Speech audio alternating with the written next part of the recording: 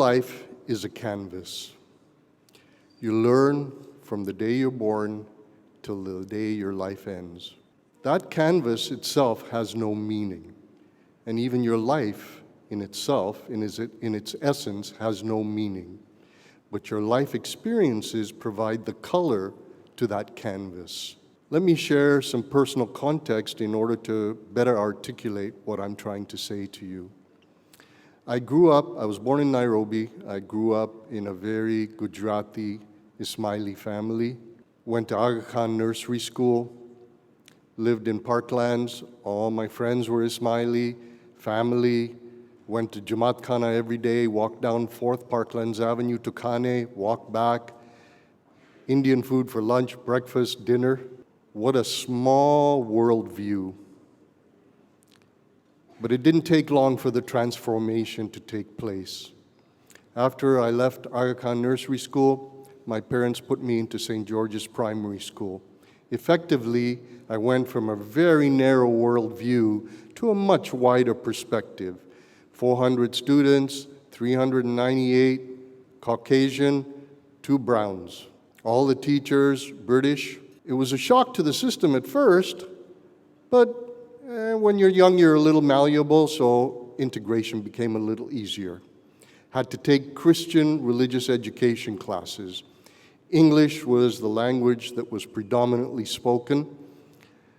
The curriculum was a little bit different than what I experienced at Aga Khan Nursery School. And then the best part, I had to participate in the Christmas pageant.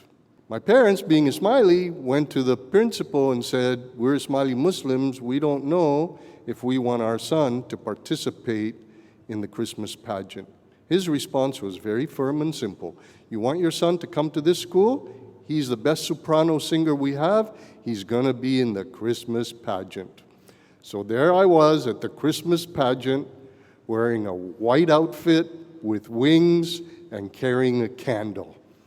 And my favorite part, singing, "Onward, Christian soldiers, marching as to war, carrying the cross of Jesus, going on before." Did that experience diminish me in any way? No. It widened my worldview. It added color to my canvas.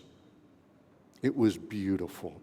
I didn't become psychologically deranged in any way. It was an experience. From St. George's Primary School, one more year at Prince of Wales, played cricket, rugby. My parents migrated to Canada. It was a lot easier to get immigration to Canada in 1966. I think we were the 2nd or 3rd Ismaili family to live in Toronto, whereas now you have 25, 30,000, 50,000 Ismailis. I went to Broadlands Public School in Milford Junior High.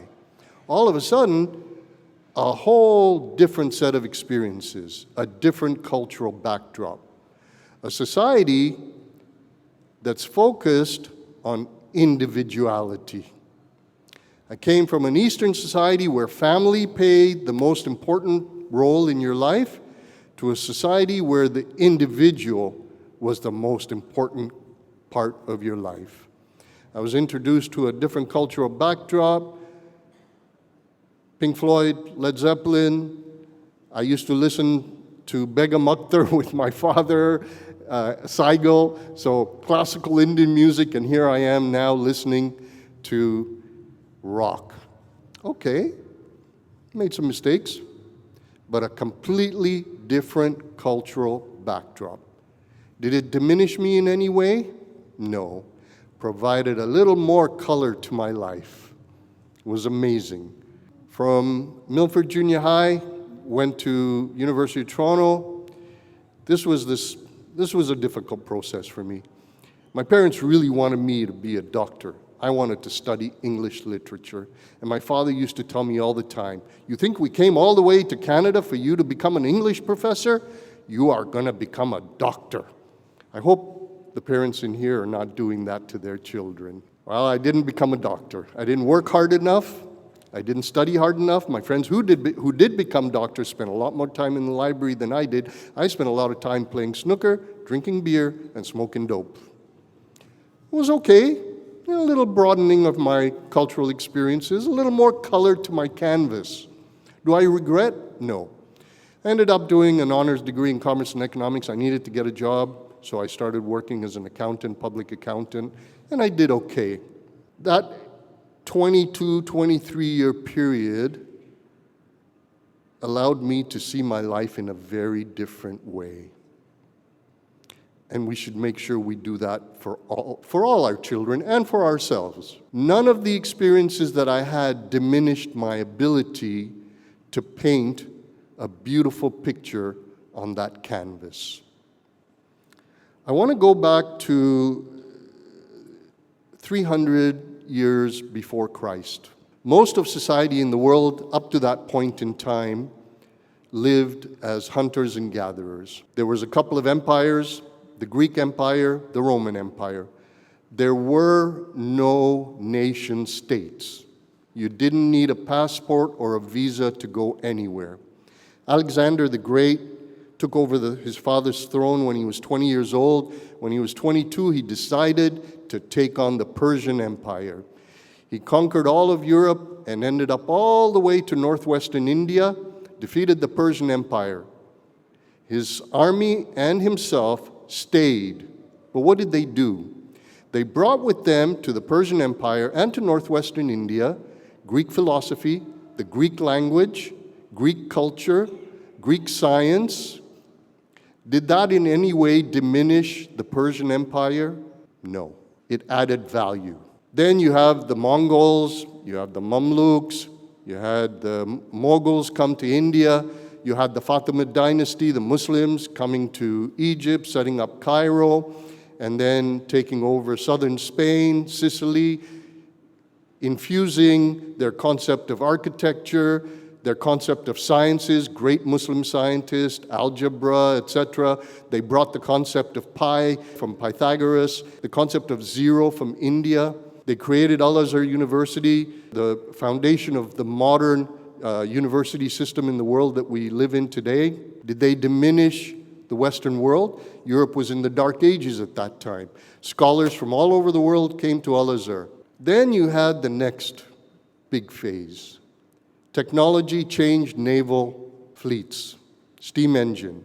The British, the Spanish, the Dutch went all over the world and conquered. They took their language, they took their sciences, they took their culture, their food, all over the world.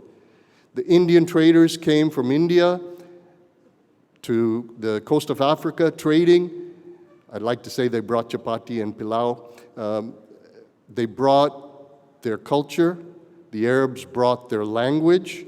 And today the language that we speak, 400 million people, the lingua franca of East and Central Africa, Swahili, 40% Arabic, 60% Bantu.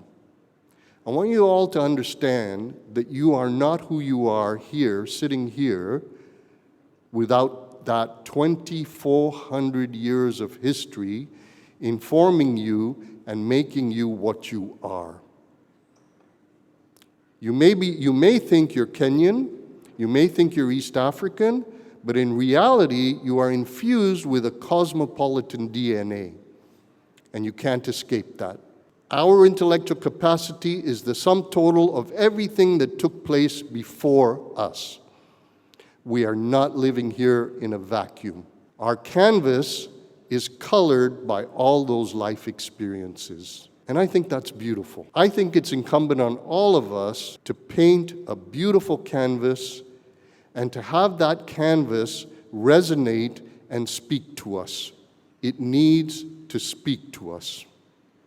It informs us of who we are.